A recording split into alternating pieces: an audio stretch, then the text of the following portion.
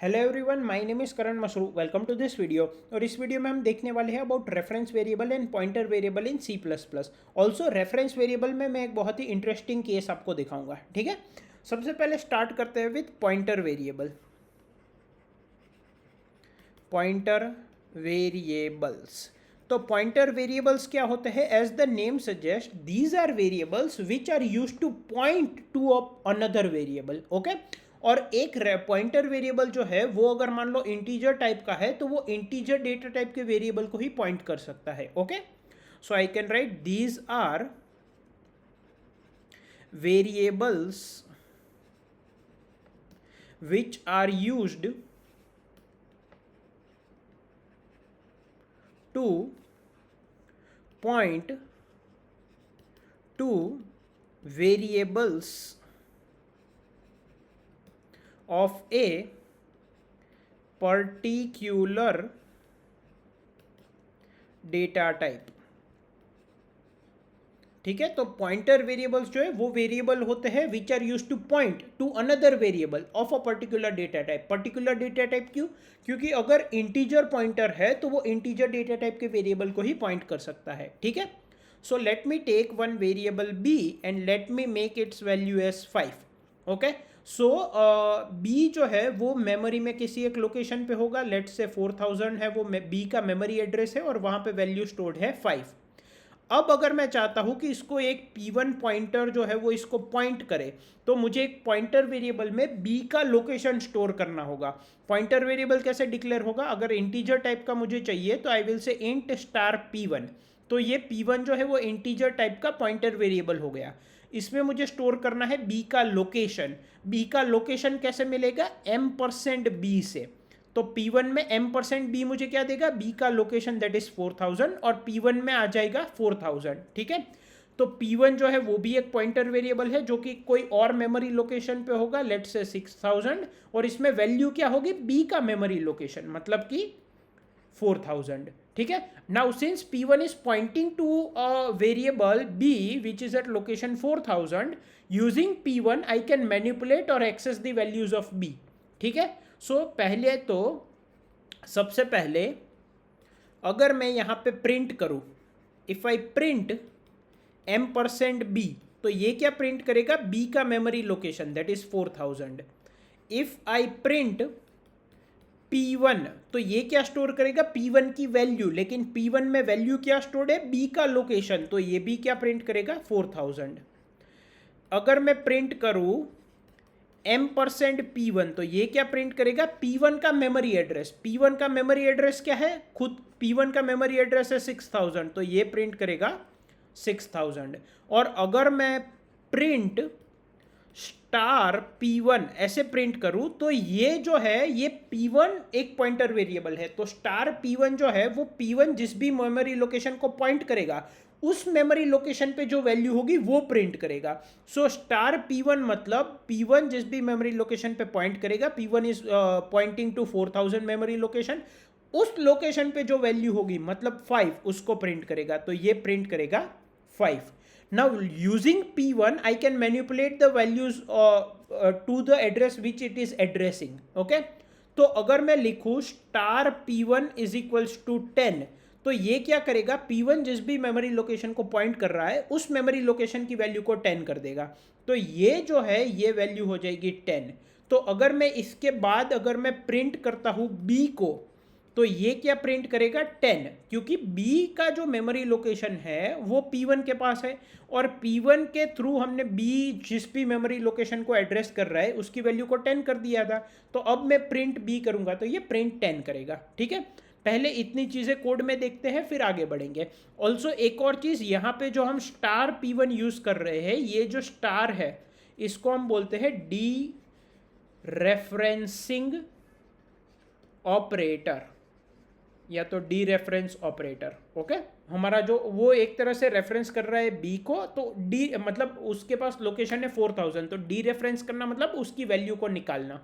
ठीक है, तो ये है डी रेफरेंसिंग ऑपरेटर। ठीक है, यहाँ पे टर्म से ये मत समझना ये पॉइंटर वेरिएबल के बारे में ही हम बात कर रहे हैं। ठीक है, भले ही हम डी रेफरेंसिंग वर्ड यूज कर रहे हैं, रेफरेंस वेरिएबल अलग चीज है। ठीक है, यहाँ पे क्यों डीरेफरेंसिंग वर्ड यूज किया है, क्योंकि एक तरह से P1 जो है वो पॉइंट कर रहा है, रिफर कर रहा है to the memory location of B, ठीक है, इसलिए इसको डीरेफरेंसिंग ऑपरेटर बोला जाता है। But reference variable and pointer variable अलग चीजें हैं। इतने पार्ट को पहले कोड में देखते हैं, फिर आगे बढ़ते हैं। So I take one variable B is equals to 5। अब मैं एक पॉइंटर वेरिएबल ले लेता हूँ P1 which will have the address of B। अब मैं प्रिंट करता हूँ सबसे पहले %B, तो ये B का मेमोरी एड्रेस पॉइंट प्रिंट करेंगे। फिर मैं प्रिंट करता हूँ P1 को, P1 की वैल्यू को। P1 में वैल्यू क्या है, B का एड्रेस। तो ये फर्स्ट जो लाइन 8 और लाइन 9 वाले जो प्रिंट है वो दोनों सेम चीज़ें प्रिंट करने चाहिए। अब मैं प्रिंट करता हूँ %P1 को, मतलब कि P1 का खुद का लोकेशन। एंड अब मैं प्रिंट करता हूँ $P1, मतलब P1 जिस भी मेमोरी लोकेशन को पॉइंट कर रहा है उस मेमोरी लोकेशन पे क्या वैल्यू है। तो ये क्या प्रिंट करेगा, 5, ठीक है। अब मैं $P1 इज इक्वल टू 10 कर देता हूँ, ठीक है। अब मैं प्रिंट करता हूँ B को, तो $P1 इज इक्वल टू 10 मतलब क्या, P1 जिस भी मेमोरी लोकेशन को पॉइंट कर रहा है उस मेमोरी लोकेशन की वैल्यू को 10 करो, मतलब कि P1 जो है वो B के मेमोरी लोकेशन को पॉइंट कर रहा है, तो B की वैल्यू 10 हो गई होगी। उसके बाद मैं प्रिंट B करूंगा तो B क्या प्रिंट करेगा, 10, ठीक है। अब इसको कंपाइल करते हैं, कंपाइल हो गया, ठीक है। अब इसको रन करते हैं। तो देखो सबसे पहले तो पहला और दूसरा आउटपुट सेम है, क्यों, क्योंकि पहले में हमने B का एड्रेस प्रिंट किया और दूसरे में P1 की वैल्यू, लेकिन P1 में क्या वैल्यू स्टोर थी, B का एड्रेस, तो ये सेम है। थर्ड लाइन डिफरेंट है, वो क्या है, वो P1 का खुद का मेमोरी एड्रेस है, ठीक है। फोर्थ लाइन में हमने $P1 प्रिंट किया है, मतलब P1 जो मेमोरी लोकेशन को पॉइंट कर रहा है उसकी वैल्यू प्रिंट करो, तो वो वैल्यू है 5। फिर हमने बोला $P1 इक्वल्स टू 10, मतलब P1 जो मेमोरी लोकेशन को पॉइंट कर रहा है उसकी वैल्यू को कर दो 10। फिर हमने प्रिंट किया B, तो वो 10 हो गई होगी, तो 10 हमारा आउटपुट आ गया, ठीक है। तो इतना क्लियर है। अब आगे बढ़ते हैं। Now some points to note is pointer variables can have null value. Pointer variables can have null values, ठीक है, null values allowed होती है। Now another thing is pointer variable जो है वो एक ही प्रोग्राम में, मान लो पहले B को पॉइंट कर रहा था, उसके बाद C को पॉइंट कर सकता है, it's okay. So pointer variable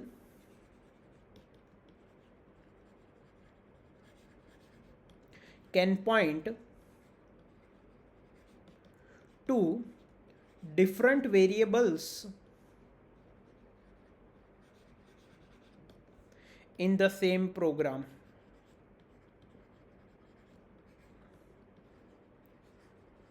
ठीक है। मतलब कि मान लो B हमारा था, वो था मेमोरी लोकेशन 4000 पे, उसकी वैल्यू थी 5, ठीक है। और एक वेरिएबल C है जो कि है मेमोरी लोकेशन 8000 पे, जिसकी वैल्यू है 20।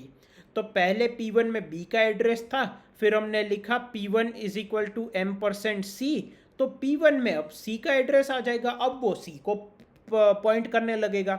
अब मैं अगर कहूँगा प्रिंट C या तो प्रिंट $P1, तो ये प्रिंट क्या करेगा, 20, क्योंकि ये C को पॉइंट करता है। मैं कहूँगा $P1 equals to 50 and print C, तो ये क्या प्रिंट करेगा, 50 प्रिंट करेगा, क्योंकि P1 जो है वो अब C को प्रिंट करता है। तो $P1 इक्वल टू 50, मतलब इसकी वैल्यू चेंज होके हो गई 50, और अब मैं C को प्रिंट करूँगा तो वो क्या प्रिंट करेगा, 50। तो पहली चीज़ है कि इसमें नल वैल्यूज हो सकती है, दूसरी है कि वो अलग अलग वेरिएबल्स को पॉइंट कर सकता है, हम उसमें मेमोरी लोकेशन चेंज कर सकता है, ठीक है।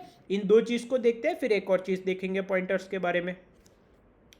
सो मैं एक वेरिएबल ले लेता हूँ C which is equal to 20, और यहाँ पे मैं कहता हूँ P1 is equal to %C, मतलब P1 में मैंने C का एड्रेस स्टोर कर लिया। अब अगर मैं करूँ प्रिंट $P1, तो ये क्या प्रिंट करेगा, P1 मेमोरी लोकेशन किसको पॉइंट कर रहा है, C की, और $P1 मतलब C की वैल्यू, जिस भी मेमोरी लोकेशन पे वो पॉइंट कर रहे हैं उसकी वैल्यू, तो ये प्रिंट करेगा 20। अब अगर मैं कह दूँ $P1 इज इक्वल्स टू 50, तो P1 जो है वो C को पॉइंट करता है, उसकी वैल्यू को चेंज कर देगा C जिस भी मेमोरी लोकेशन पे है 50 पे। तो अब अगर मैं प्रिंट करूँ C, तो ये क्या प्रिंट करेगा, 50, ठीक है। इसको पहले मैं क्लियर कर देता हूँ एंड इसको मैं वापस कंपाइल करता हूँ एंड रन करता हूँ।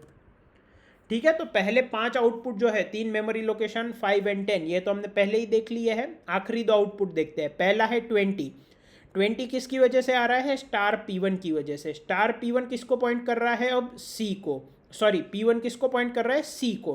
तो स्टार P1 क्या वैल्यू देगा? जो वो जिस मेमोरी लोकेशन को पॉइंट कर रहा है उसकी वैल्यू, मतलब C जो है उसकी वैल्यू। तो ये प्रिंट कर रहा है 20, क्योंकि बाय डिफॉल्ट C को हमने 20 असाइन किया है। फिर मैंने कहा स्टार P1 इक्वल टू 50, मतलब C जो भी C जिस मेमोरी लोकेशन पे है उसको P1 पॉइंट कर रहा है, उसकी वैल्यू को 50 कर दो। तो उसके बाद जब मैंने C को प्रिंट किया तो वैल्यू आ गई 50। ठीक है, तो एक ही पॉइंटर वेरिएबल अलग अलग वेरिएबल्स को पॉइंट कर सकता है। दूसरा मैंने बोला था कि ये नल वैल्यू ले सकता है, मतलब ये किसी को पॉइंट नहीं कर रहा। तो int star P1 equals to null मैंने ले लिया, और उसके बाद मैंने बोला P1 इक्वल्स टू m%b, तो इट्स कंप्लीटली ओके। ठीक है, मतलब कि for parts of the program it can have null value. ठीक है, तो इसको मैं कंपाइल करता हूँ एंड इसको मैं रन करता हूँ।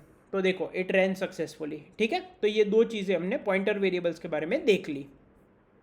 ठीक है, अब देखते हैं कि पॉइंटर वेरिएबल्स जो है उसमें हम एरिथमेटिक ऑपरेशंस कर सकते हैं। ठीक है, तो इसके लिए मैं एक एरे लेता हूँ 2 साइज का, int a of 2 is equals to 100 and 200। तो एक एरे क्रिएट हुआ होगा मेमोरी में। ठीक है, मान लो इसका लोकेशन है लेट्स से 2000। अब ये 2000 किसका लोकेशन होगा? a ऑफ 0 का, जो फर्स्ट एलिमेंट है एरे का, और ये इंटीजर डेटा टाइप है तो ये 4 बाइट्स ऑक्यूपाई करेंगे। तो 2000 a ऑफ 0 का एड्रेस है, इसका मतलब क्या? ये इसका फर्स्ट मेमोरी लोकेशन है, लेकिन ये टोटल 4 मेमोरी लोकेशन को ऑक्यूपाई करेगा। एक मेमोरी लोकेशन 1 बाइट का, तो a ऑफ 0 जो है वो 2000, 2001, 2002 और 2003 इतने को ऑक्यूपाई करेगा, लेकिन 2000 उसका पहला मेमोरी लोकेशन है। सो वी से कि a ऑफ 0 है वो 2000 लोकेशन पे है। ठीक है, आइडियली वो 4 लोकेशन पे स्प्रेडेड है, और अगर ये 4 लोकेशन ऑक्यूपाई करेगा तो a ऑफ 1 कहाँ पे होगा? 2004 से। ये यहाँ से स्टार्ट होगा 2004, 2005, 2006 एंड 2007। ठीक है, मान लो तो यहाँ पे जो वैल्यूज है वो क्या है? 100 and 200। So if I say P1 is equal to m% a of 0, तो P1 में क्या वैल्यू स्टोर हो जाएगी? 2000, memory location of a of 0। ठीक है, अब अगर मैं कहूँ प्रिंट स्टार P1, तो ये क्या प्रिंट करेगा? P1 में लोकेशन है 2000, वो जिस भी लोकेशन को पॉइंट कर रहा है उसकी वैल्यू, मतलब कि 100। ठीक है, अब अगर मैं कहूँ P1 प्लस प्लस, तो P1 में लोकेशन क्या स्टोर्ड है? 2000, तो P1 प्लस प्लस में करूंगा तो ये 2000 से क्या हो जाएगा? 2001 नहीं होगा। ठीक है, क्योंकि ये पॉइंटर वेरिएबल है, ये एक वैल्यू से नहीं बढ़ेगा। अगर मैं किसी पॉइंटर वेरिएबल को प्लस प्लस करता हूं तो वो जिस भी डेटा टाइप को पॉइंट कर रहा है वो डेटा टाइप जितने मेमोरी लोकेशन ऑक्यूपाई करता है उतने से वो आगे बढ़ेगा। मतलब कि इनिशियली इसकी वैल्यू थी 2000 और ये इंटीजर डेटा टाइप है, तो इसको पता है कि करंट जो इंटीजर जो ये पॉइंट कर रहा है वो 2000, 2001, 2002 एंड 2003 पे है। So when I say P1 plus plus, ये 2004 पे चला जाएगा। So from 2000 it will go to 2004। Are you getting my point? So it will go to 2004। तो अब अगर मैं कहूँ प्रिंट स्टार P1, तो ये प्रिंट क्या करेगा? 200। ठीक है, तो जो एरिथमेटिक ऑपरेशंस होते हैं वो पॉइंटर्स में अलाउड होते हैं। So you can write pointers can have arithmetic operation. ठीक है, सो अब मैंने यहाँ पे एरे क्यों लिया था? क्योंकि मुझे पता था कि अगर मैं पहले a ऑफ 0 को पॉइंट कर रहा हूँ फिर मैं P1 प्लस प्लस करूँगा तो वो a ऑफ 1 को पॉइंट करेगा, और जब मैं पहले और बाद में P1 की स्टार P1 करूँगा तो 100 और 200 हमें मिलेगा, तो हम इसको क्रॉस वेरीफाई कर पाएंगे। अब मान लो P1 जो है वो मान लो यहाँ पे B को पॉइंट कर रहा है। ठीक है, जो कि है मेमोरी लोकेशन 4000 पे। अब मैं कर दूं P1 प्लस प्लस, तो P1 पॉइंट करेगा 4004 को, लेकिन वहाँ पे क्या है हमें नहीं पता, तो हम क्रॉस वेरीफाई कैसे करेंगे कि ये सही आउटपुट मिला है कि नहीं? ठीक है, इसलिए मैंने यहाँ पे इस तरह से किया। इसको भी कोड करके देख लेते हैं। So I'll take one variable int a of 2 is equals to 100 and 200. ठीक है, एंड यहाँ पे मैं कहूँगा p1 equals to m% a of 0 print star p1. यहाँ पे प्रिंट नहीं, प्रिंट तो सूडो कोड था, यहाँ पे सी आउट लिखना पड़ेगा. तो cout p1, then I will say p1 plus plus. तो ये 4 लोकेशन आगे बढ़ेगा. क्यों? क्योंकि ये इंटीजर पॉइंटर है और इंटीजर डेटा टाइप है, वो 4 बाइट्स ऑक्यूपाई करते हैं. अगर ये किसी और डेटा टाइप का पॉइंटर होता जो कि 8 बाइट्स ऑक्यूपाई करते तो ये 8 लोकेशन आगे बढ़ता. ठीक है, नाउ आई विल से सी आउट स्टार p1. ठीक है, तो ये अगर मैं इसको पहले क्लियर कर दूं और फिर मैं इसको कंपाइल करूं और अब मैं इसको रन करूं, तो आखिरी दो आउटपुट देखो, बाकी तो हमने पहले देख लिए हैं.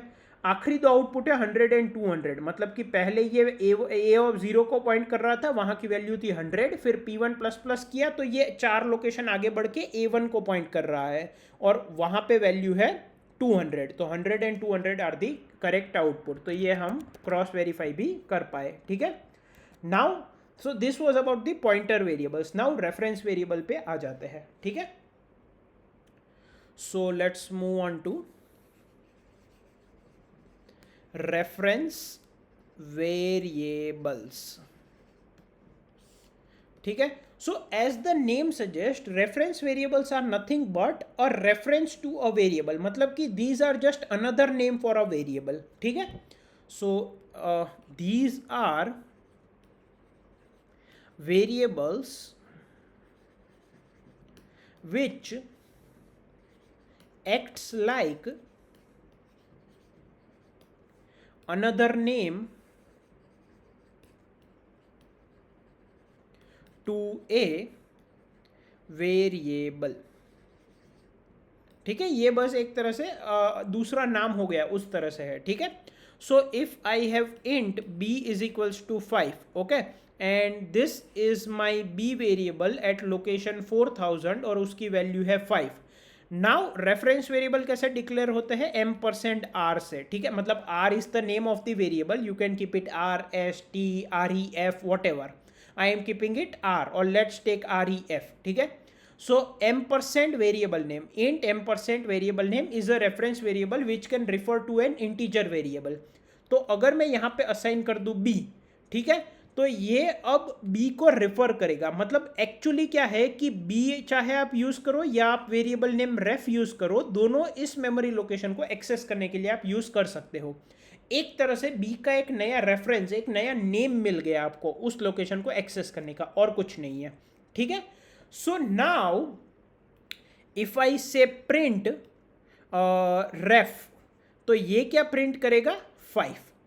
If I say ref is equals to 10 and then if I say print b, तो ये क्या प्रिंट करेगा? 10, क्योंकि रेफ और b एक तरह से एक ही वेरिएबल है, अलग अलग नाम है. तो if I say ref is equals to 10, ये वैल्यू ओवरराइट होके हो जाएगी 10, and then if I print b it will print 10.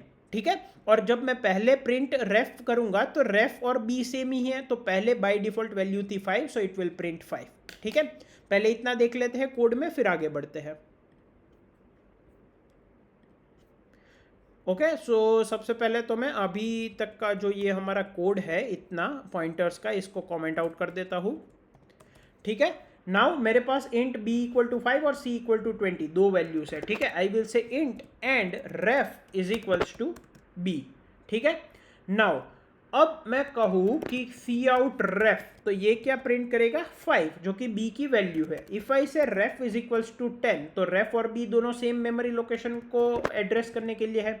Now if I say print b, so it will print what? It will print 10, क्योंकि ref equal to 10 is same as b equal to 10. दोनों एक ही variable के अलग अलग नाम हैं. ठीक है, एक ही मेमोरी लोकेशन के. तो अब मैं इसको सेव कर लेता हूँ and let me compile it. तो ये कंपाइल हो गया. Now let me run it. तो देखो पहले आउटपुट 5 है. क्यों? क्योंकि मैंने कहा ref is equals to b and then I print ref, तो ये b की जो वैल्यू है वही प्रिंट होगी, वो है 5. Then I said ref equal to 10 and then I printed b, but दोनों सेम ही चीज है, तो इट इज प्रिंटिंग 10. ठीक है, नाउ अब हमने जो ऊपर पॉइंट्स देखे थे पॉइंटर वेरिएबल्स में, वही यहाँ देखते हैं. तो सबसे पहली चीज है pointer variables can have null value, reference variable cannot have null values. So reference variables cannot have null values. ठीक है, सो लेट्स सी, यहां पे अगर मैं इसको नल कर दूं तो देखो ये रेड मार्क दे रहा है, ठीक है, मतलब ये एरर दे रहा है। अगर हम कंपाइल करने की वजह से ज़रूरत नहीं, एरर ही देगा, बट फिर भी कंपाइल करके देख ले, एरर दे रहा है, ठीक है। अगर मैं इसको असाइन नहीं करूंगा तो भी ये एरर है, देखो ये एरर दिखा रहा है, ठीक है। क्या एरर है? Reference variable requires N initialiser, ठीक है। मैं इसके बाद एक और पॉइंट बोलूंगा तो ये आपको और क्लियर हो जाएगा कि क्यों इसको इनिशियलाइजर चाहिए, ठीक है। तो पहली बात तो यहाँ पे भी रेड मार्क आ रहा है, अगर यहाँ पे भी कंपाइल करके देखें तो declaration of a reference variable requires an initialization, हमने उसने बोल दिया, तो ये ना ही नल वैल्यू ले सकता है, ना ही हम इसको बिना रिफर किए रह सकते हैं, मतलब हमें रिफर करना ही करना है। तो इसको मैंने रेफर कर दिया बी से वापस, ठीक है। नाउ फिर नेक्स्ट पॉइंट क्या था कि pointer variables can point two different variables in the same programme, ठीक है, उसको समझते हैं। तो रेफरेंस वेरिएबल जो है वो अलग अलग वेरिएबल्स को रिफर नहीं कर सकते। Once a reference variable is assigned a particular variable, वो बाद में रीअसाइन नहीं हो सकता, okay. So reference variable cannot be reassigned. It can refer to, it can be used as reference, it can be used as reference to only one variable.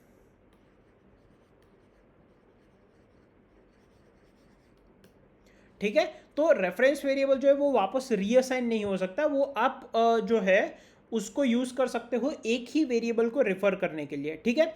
इसका हम proof बाद में देखते हैं, मतलब इसको कोड में चेंजेस करके बाद में देखते हैं, उससे पहले एक और चीज देख लेते हैं। एक और चीज क्या थी कि पॉइंटर वेरिएबल्स में हम मैथमेटिकल ऑपरेशंस करके नेक्स्ट एड्रेस पे जा सकते थे, यहाँ पे वो अलाउड नहीं होगा, ठीक है। So reference variable cannot be used for mathematical operations.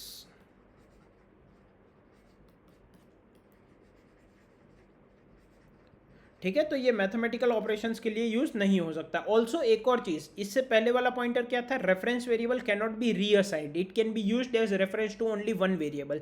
अब वो नल भी नहीं हो सकता, वो रीअसाइन भी नहीं हो सकता। इसका मतलब जब हम उसको डिक्लेयर करेंगे तभी उसको किसी वेरिएबल पे असाइन करना पड़ेगा। Are you getting my point? वो नल भी नहीं हो सकता, वो रीअसाइन भी नहीं हो सकता, इसीलिए हम यहाँ पे नल भी नहीं रख सकते और इसको एम्प्टी भी नहीं रख सकते, क्योंकि ये एक को ही रिफर कर सकता है और रीअसाइन नहीं हो सकता। तो इसको यहीं पे at the time of declaration इसको रेफरेंस वेरिएबल में वैल्यू असाइन करनी पड़ेगी और यही रहेगी थ्रू आउट द प्रोग्राम, ठीक है। नाउ पहले लास्ट पॉइंट समझते हैं, इस पे हम मैथमेटिकल ऑपरेशन नहीं कर सकते। तो if I say ref plus plus, ठीक है, so this is not a valid like this, what this will do is, ये मेमोरी लोकेशन कुछ चेंज नहीं करेगा, ये अभी भी बी को ही पॉइंट कर रहा है, उसकी वैल्यू को बढ़ा देगा। क्योंकि आप समझो बी वेरिएबल को यूज करना और रेफ वेरिएबल को यूज करना, रेफ नेम यूज करना और बी नेम यूज करना दोनों सेम ही है। Are you getting my point? So it cannot be use to do math, like it cannot change the address, ठीक है। So here we should write reference variable cannot be use for mathematical operations नहीं, यहां पे I will make it more clear, ठीक है। Doing mathematical operations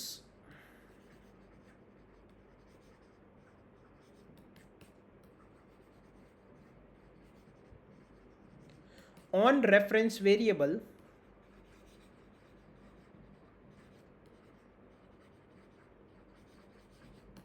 doesn't change its address, doesn't change its address,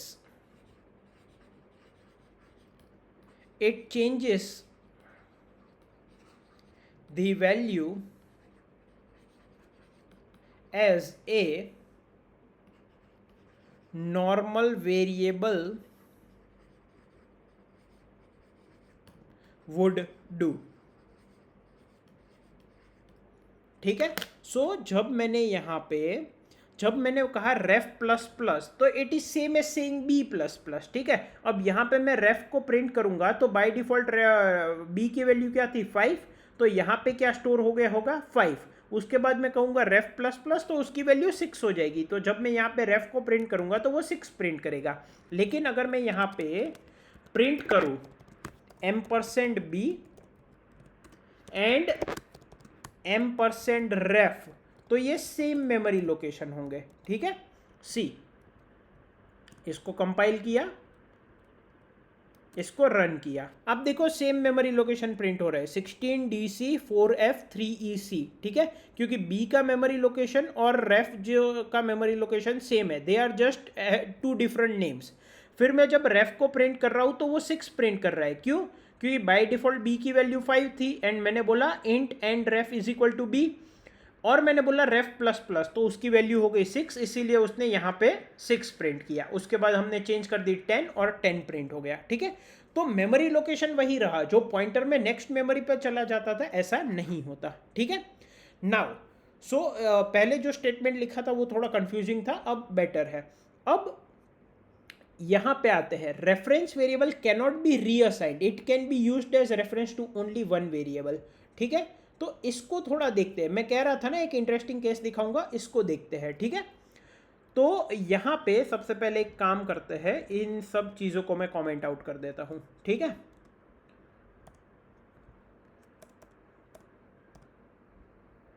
okay, ये comment out हो गया. देखो वैसे इसको भी मैं कमेंट आउट कर देता हूँ. ठीक है. तो अब int ref and int %ref is equal to b है. अब मैं बोलता हूँ ref is equals to c, तो यहाँ पे तो हमें कोई एरर नहीं आया. और अब अगर मैं प्रिंट करता हूँ ref, तो अब ये वैल्यू क्या प्रिंट करेगा? b की वैल्यू क्या है? b की वैल्यू है 5, c की वैल्यू है 20. हमने बोला reference variable can not refer to another variable, right. लेकिन यहाँ पे इसने एरर भी नहीं दिया. रेफरेंस वेरिएबल में मैंने c को असाइन कर दिया और फिर मैंने प्रिंट किया ref. तो अब ये क्या प्रिंट करेगा? अगर मैं यहाँ पे इसको कंपाइल करूँ एंड इसको मैं रन करूँ तो ये 20 प्रिंट कर रहा है जो कि c की वैल्यू है. तो क्या ये c को असाइन हो गया ये रेफरेंस वेरिएबल? नहीं. Reference variable can not be reassign to another variable, this is still true, right. तो यहाँ पे हुआ क्या है? यहाँ पे बेसिकली रेफरेंस वेरिएबल अभी भी b को ही रिफर कर रहा है, but this statement reference is equals to c. अब देखो मैंने क्या बोला था, reference variable %ref is equal to b मैंने बोल दिया. Now using b and ref is same because they are just 2 different names which is addressing to the same address. तो this ref is equal to c is same as saying b is equal to c. अब इसको आप as अ reference variable मत observe करो. b is equal to c का क्या मतलब? b integer variable में c का डेटा स्टोर कर लो, राइट. तो b में क्या स्टोर हो जाएगा? 20. और जब मैं प्रिंट करूंगा b या पे प्रिंट करूंगा ref तो क्या प्रिंट होगा? 20. Are you getting my point? So if I compile this and if I run this, क्या प्रिंट हो रहा है? 20. सिंपली c का जो डेटा है वो b में स्टोर हो जाएगा इस लाइन की वजह से. तो वही यहाँ पे हो रहा है. ऐसा नहीं है कि रेफरेंस पॉइंटर c को रेफर कर रहा है. ठीक है. इसको भी हम क्रॉस चेक कर सकते हैं. देखो मैं यहाँ पे प्रिंट करता हूँ b का address, ref equal to c के बाद मैंने एक तो रेफ को प्रिंट किया, फिर मैंने b का एड्रेस प्रिंट किया, फिर मैं प्रिंट करता हूँ रेफ का एड्रेस, और अब मैं प्रिंट करता हूँ c का एड्रेस. ठीक है. तो मैंने क्या किया? %ref is equal to b, फिर ref is equal to c, फिर मैंने प्रिंट किया रेफ को, फिर मैंने प्रिंट किया b के एड्रेस को, रेफ के एड्रेस को और c के एड्रेस को. ठीक है. अब मैं इसको क्लियर कर देता हूँ एंड इसको मैं कंपाइल करता हूँ. कंपाइल हो गया. अब मैं इसको रन करता हूँ. तो देखो पहले तो 20 आउटपुट आया. क्यों? क्योंकि हमने रेफ इक्वल टू c किया था. तो it is same as saying b equal to c.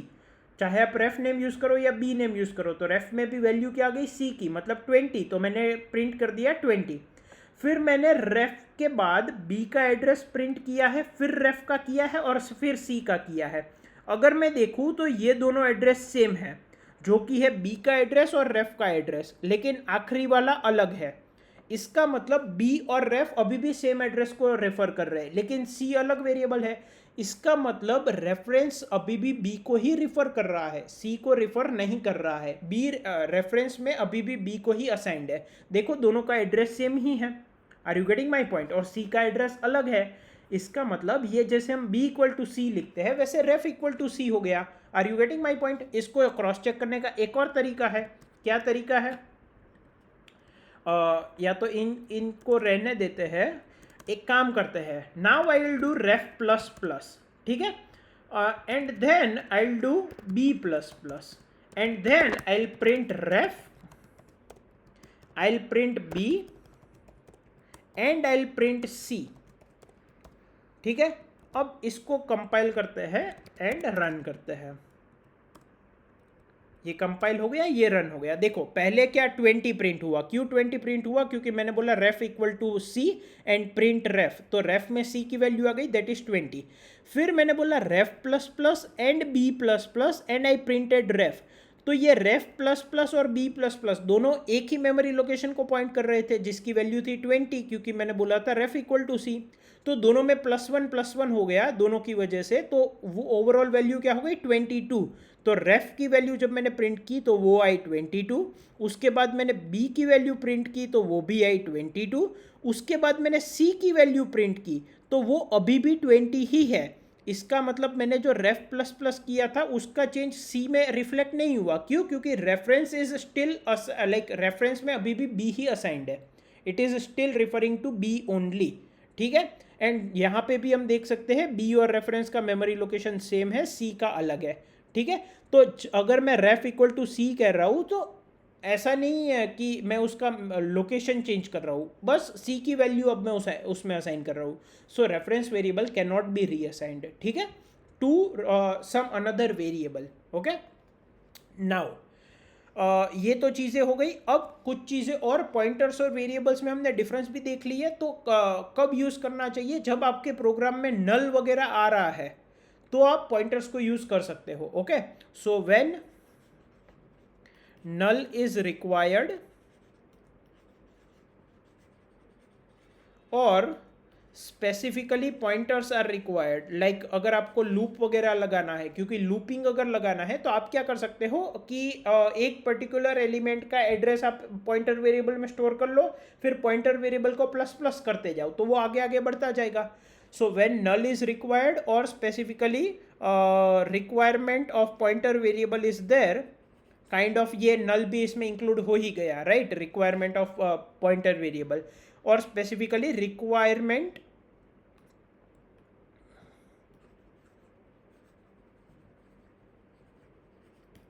Of pointer variable is there, pointer variable is there, use pointer variables।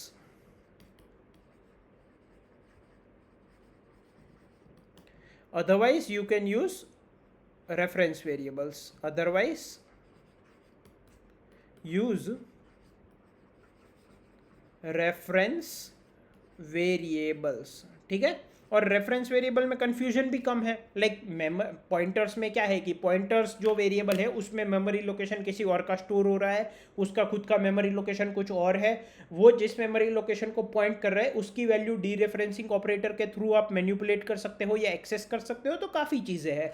लेकिन रेफरेंस वेरिएबल में ऐसा नहीं है, आपने बोल दिया int ref, int ampersand ref is equal to B, फिर आपको बी की वैल्यू को एक्सेस करना है या मॉडिफाई करना है तो आप डायरेक्टली रेफ ही यूज करोगे, right. So it is easier to use, right. Reference variables are simpler to use. ठीक है, फॉर एग्जाम्पल अगर मैं कहता हूं int ampersand ref is equals to B, अब मुझे इसकी वैल्यू को बढ़ाना है बी की, तो मैं सिंपली नॉर्मल वेरिएबल की तरह रेफ प्लस प्लस कर सकता हूँ। जबकि अगर मैं पॉइंटर वेरिएबल यूज़ करूँगा तो सबसे पहले तो star P one equal to m%b करना पड़ेगा। अगर मैं डायरेक्टली इक्वल टू बी करूँगा तो गलत हो जाएगा। उसके बाद मुझे इस मेमोरी लोकेशन की वैल्यू को अगर बढ़ाना है तो स्टार पी प्लस प्लस करना पड़ेगा। अगर मैं पी प्लस प्लस कर दूंगा तो वो मेमोरी लोकेशन चेंज हो जाएगा। Are you getting my point?